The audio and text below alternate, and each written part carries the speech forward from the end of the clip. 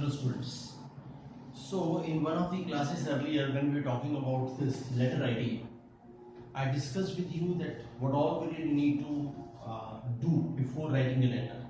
Means we really need to plan what we really need to write there in that this letter, and then we start with our address, the date, and the sender's address, our address, and receiver's address, then the subject and salutation, and the body and regards, and certain other things. I made the whole chart what we really need to do. I told you you have to jot down everything before you write.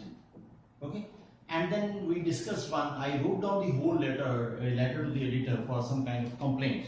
Okay? That complaint can be of amenity, that can be of a bus facility, that can be of anything. Okay? You can very well write a letter. Suppose you have to write a letter to the health minister saying this, that we need to postpone the NEET exams, NEET exams due to rising cases of COVID and flood all across the country. You write a letter to the health minister. Now this is same letter, like as the editor. Now the receiver has been changed. You are now writing to the health minister. So what is required? It has to be very delicate. It has to be to the point. You have to write all the points. What all the problems are there? Why you want students? Why do you think the students are in trouble? Okay, and what do you want this to be changed? And then you can write down your points, and then you can request him that you can change it a bit and or whatever you think. But you have to make a very diplomatic plea to the health minister. That is what the official letter is. That is what the formal letter is. You must have seen that video. In line to that same, you have to write this letter. You can try at your end. Now, today what I really want to talk to you, suppose you are a banking student, or you in general in life, we say, not only banking student, in general life, say like this. For example, you lost your checkbook. Okay? Now you want to write a letter to the manager to tell him about what all has happened with you, and then you want to request him to give you a new checkbook. That's what the agenda of the letter is. So what is required? Same, your address, then date, and then the manager, Fala Bank, whatever you say, Punjab National Bank, whatever, New Delhi, this thing, and subject. What will be the subject like? Now you say the subject. I have not written the other part that we have already discussed. Subject is what? Request for a new checkbook. Though in what do you call, banks nowadays there is no such application is required. Nowadays there are certain formats are there. You can go through the app also, but at times you have to write. I am not saying everywhere. Sometimes suppose the form isn't available, then they tell you to write an application. आपका काम उससे भी चल सकता है. It means आना तो चाहिए. फॉर्म भी होता है, ऑनलाइन भी होता है, सब कुछ होता है, लेकिन लेटर तो आपको आना ही चाहिए. कि सपोज आपको ये लेटर लिखना होता तो क्या लिखते हैं? लिखते क्या? सर से स्टार्ट करते हैं. I told you. So when you begin with this sir, then what do you write? Now most of the people I find when I go to classes and tell students to write, so normally student write like this, ki my name is so and so, and I am a what do you call? I write it for you. Say people write like this. I would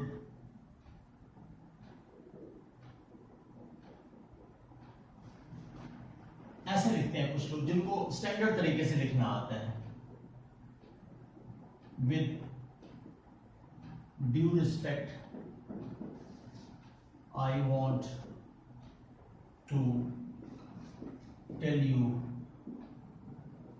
that my name is Pankaj Sharma. I am an account holder of your bank for the last 10 years my account number is 032456789, जो कुछ भी होगा 9, ठीक है। I want to mention that I lost my checkbook, ये सब या कुछ भी आप लिखेंगे, जैसे भी आप लिखना चाहें। आई से ये सब सही है, गलत नहीं है, लेकिन गलत क्या है इसमें? It is an official letter. Now when you say, जब आप क्लोज करोगे, जब आप यहां पर रिगार्ड्स लिखोगे, ठीक है, या थैंकिंग यू लिखते हो जैसे आप, तो यहां पर आप अपना नाम नहीं लिखोगे क्या? पंकज शर्मा लिखोगे कि नहीं? तो अगर यहां पंकज शर्मा लिखोगे तो फिर ये लिखने की जरूरत क्या है? Why do you mention it here? No need. Okay. Moreover, I am an account holder of your bank for the last 10 years. इसकी भी कोई जरूरत नहीं है। आप चाहे मेरे 2 दिन पुराने कस्टमर हो, चाहे 10 साल पुराने हो, सर्विस तो एज बैंक मैनेजर मैं आपको पूरी दूंगा। और इसको लिखने का लॉजिक क्या है? कोई लॉजिक नहीं। यहाँ जब आप पंकज शर्मा लिखोगे, यहाँ अपना मोबाइल नंबर लिखोगे और यहाँ पर अपना सेविंग्स अकाउंट नंबर भी लिखोगे, हाँ कि नहीं? बस हो जाएगा। वो देख लेगा ना यहाँ पर किसका अकाउंट नंबर है। नहीं, अब आप यहाँ सब लिखते हो तो क्या होता है, पढ़ने में टाइम लगता है सामने वाले को। And in official letters it is not required कि वो पूरी कथा पढ़ते रहे आपकी कि आपने क्या क्या लिखा था। नहीं, I do not want that. Official letters के अंदर इतना टाइम नहीं होता। टू दी पॉइंट बात करनी है। तो टू दी पॉइंट क्या बात करनी है?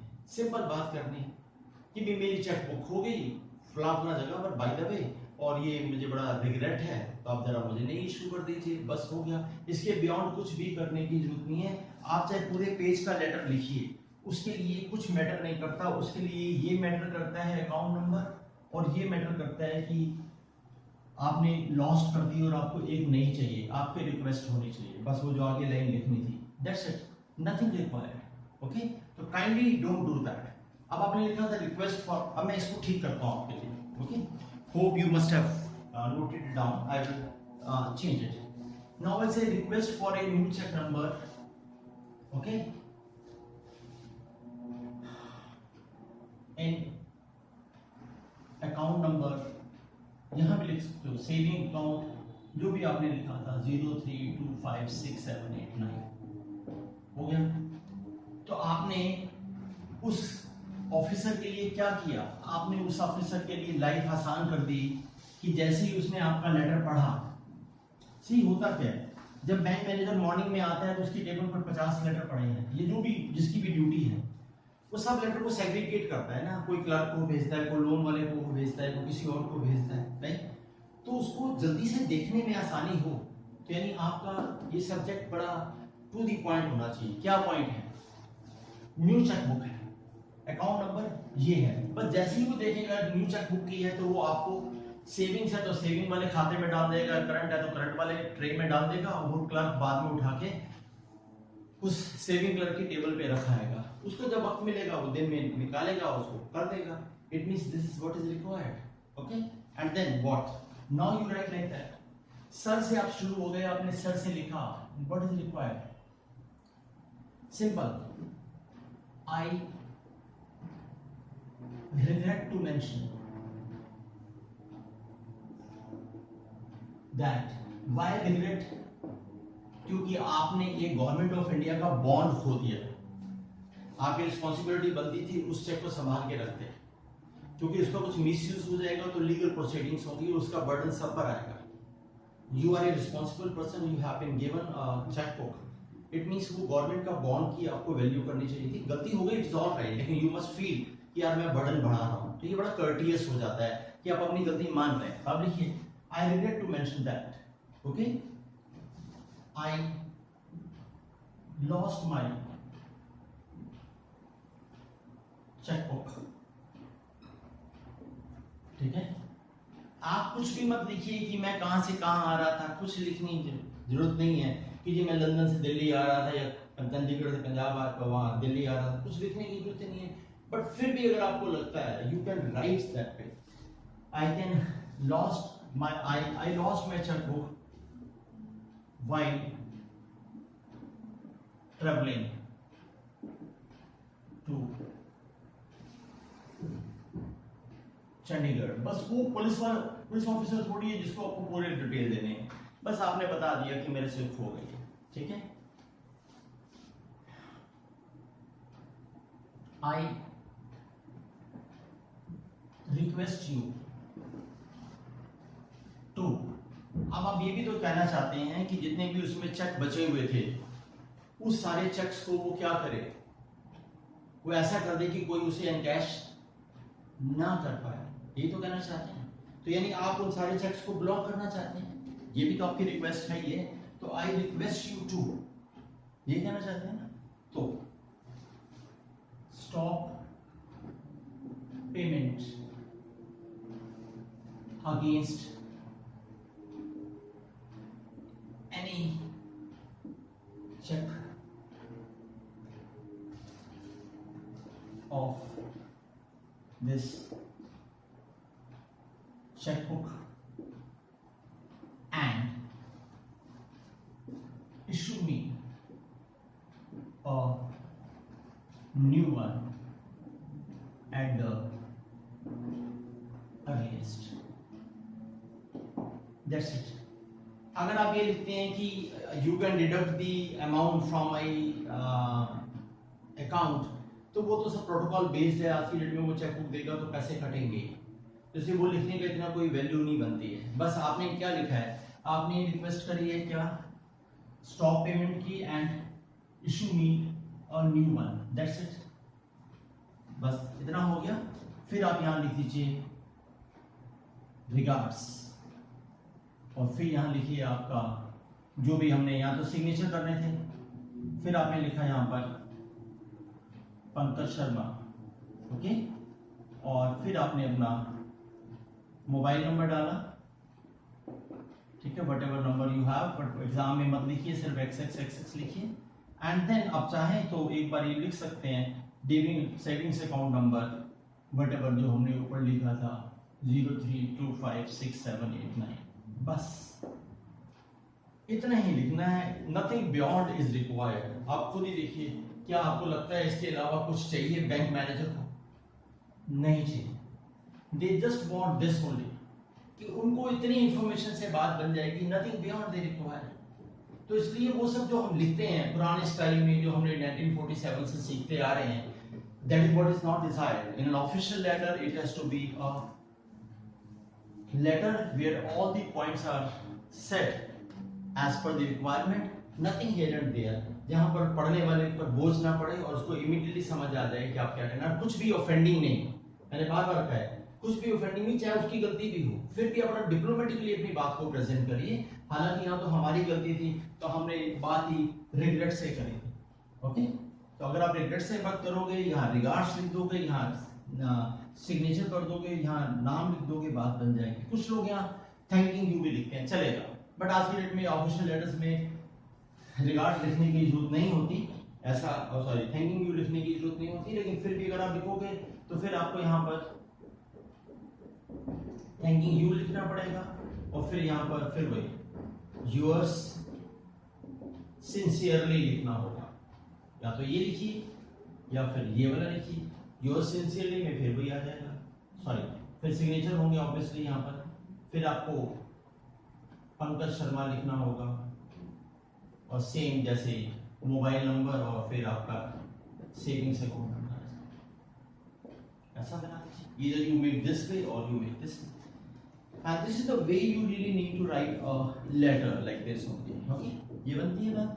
ऐसे सपोज एक लेटर हमने कहा कि जी आपने लोन लिया था कोविड-19 के दौरान, आपकी जॉब चली गई या कुछ परेशानी होगी किसी बिजनेसमैन को, वो नहीं कर पा रहा है, वो लोन की पेमेंट नहीं कर पा रहा, ठीक है, 3 महीने 4 महीने 6 महीने कुछ परेशानी हो रही है, तो उसकी पिछली 2-3 पेमेंट जो है वो बैंक में नहीं गई है। वो नॉर्मली बैंक क्या होता है 3 महीने तक वेट करता है, उसके बाद वो आपको नोटिस भेजता है, मैसेज तो आता रहता है, बट 3 महीने के वो नोटिस भेजता है कि सर आप डिफॉल्टर लिस्ट में जा रहे हो, व्हाट इज द मैटर। तो बिफोर ही sends you to the particular section कि आपको वो डिफॉल्टर कंसिडर करे, व्हाट इज ड्यूटी, तो हम आपको एग्जाम में देंगे कि you took a loan for this amount and you have not been able to pay the your whatever you have to pay the payments every week, or sorry, every month, so installments, to kindly write a letter to the manager requesting him to give you some relaxation.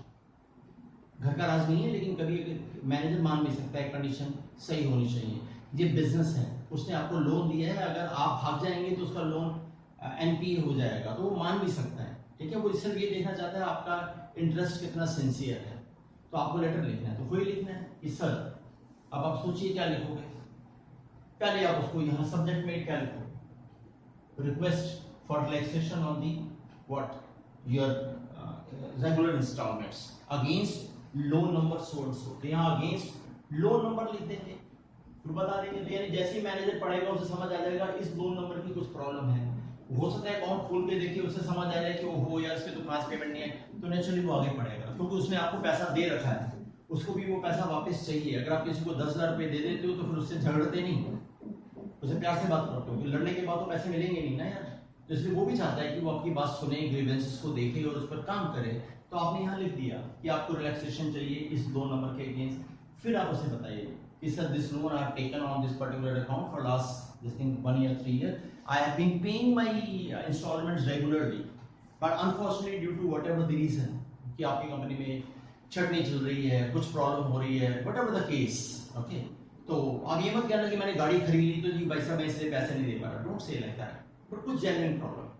तो because of the recession in the market, you can understand this automobile industry is going in a very tough time, तो I am at the brink of losing my job and, या फिर आप कह सकते हैं the company has not paid the money for last 3-6 months and all, तो अभी payment मेरी आने वाली है, and why we are going to get, the company has assured that we will be getting the money in another 1 month or 2, और मैं मेरे पिछला रिकॉर्ड देखते हुए जो मैंने पिछले 2 साल से रेगुलर पेमेंट दी है, I request you to give me relaxation for a month or 2, and I will definitely, I assure you कि मैं आपका पेमेंट समय पर दे दूंगा, मुझे 2 महीने का टाइम और दे दीजिए, ठीक है, और आई will be highly obliged and all this thing. आप रिक्वेस्ट मानिए, फिर देखिए, और ऐसा लेटर अगर मैनेजर पढ़ेगा तो एक बार कंसिडर जरूर करेगा कि यार बंदे की जेन्युइन प्रॉब्लम है, तो जेन्युइन प्रॉब्लम है तो आपको बुला लेगा, बात कर लेगा, वो ये कहेगा कि भाई अगर 2 महीने बाद दोगे तो 6 महीने की ड्यू हो जाएगी, तो भाई काम करो 1 महीने की दे दो, फिर बाकी 6 महीने का हम देख लेंगे, या कुछ भी।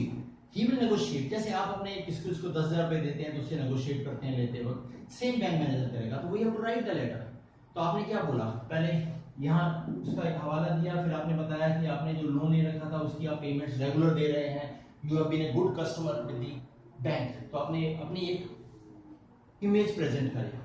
फिर आपने दूसरा बताया कि आके मेरे साथ ये पर्सनल प्रॉब्लम चल रही है, ये है वो है, ऐसे वैसे, तो मेरे को थोड़ी ट्रबल आ रही है, तो क्या चाहते हो आप, तो 3rd पैराग्राफ में लिखिए कि sir I request you to give me this thing. अब 1 paragraph, 2nd paragraph, 3rd paragraph. Paragraph मतलब 5 लाइन का नहीं होता, पैराग्राफ का मतलब होता है कि जहां पर आप एक पर्टिकुलर पॉइंट को हाईलाइट करते हो। तो पहले पैराग्राफ में आपने अपनी एक इमेज क्रिएट की थी कि सर मैंने आपसे लोन लिया था 3 साल पहले और मैंने इसमें आपकी इतनी पेमेंट रेगुलर करी है, तो मैं पढ़ूंगा, अच्छा ठीक है भैया, फिर आगे क्या कहना चाहता है, तो अगले पैराग्राफ में बताइए कि सर ये मेरी प्रॉब्लम है, अच्छा तो फिर आप क्या चाहते हो, तो 3rd पैराग्राफ में कि अच्छा यार रिलैक्सेशन दे दीजिए, बस हो गया, और एक लाइन में लिख दीजिए I will be highly obliged and all this thing, give a kind consideration to my appeal, whatever you want to write. देखिए फिर आंसर बन जाएगा, and that is the way you really need to write. I have told you, or you can write on your own. Something like this is to be written in an official letter like that again. Okay? So this second letter I wanted to discuss with you. Okay? You can write the same letter to the manager regarding seeking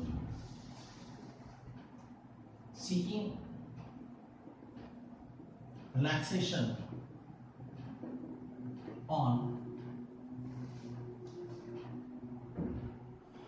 your installments। आप ऐसा कुछ आपको topic दिया जाएगा, उस पर आपको लिखना, तो kindly write letter like that, ठीक है, उसको आप अच्छे तरीके से लिख सकते हैं। मैंने आपको पॉइंटर्स बता दिए हैं, यू राइट नाउ, आपने सोच लिया क्या क्या लिखना है, बस 1 by 1 लिखते जाइए, कोई मिस्टेक नहीं। Okay, hope you have understood. I have tried to explain this to you. Now, one more letter is left with us. That is the personal letter. We really need to learn how to write a letter to your brother or to a sister or whatever the way जो personal वाले होते हैं जिसको हम informal letter कहते हैं। Okay, तो एक हमने letter to editor, complain letter या letter to the chief minister जो मैंने बोला वैसे वाला, और फिर बैंक मैनेजर वाला, या आपके घर में कुछ कोई पानी की प्रॉब्लम है, बिजली की प्रॉब्लम है, तो आप अपने ऑफिसर के पास जाते हैं। These kind of letters you have to write this way. Okay, personal letter we will discuss in the next video for sure. Thank you very much for watching. Take care. God bless you.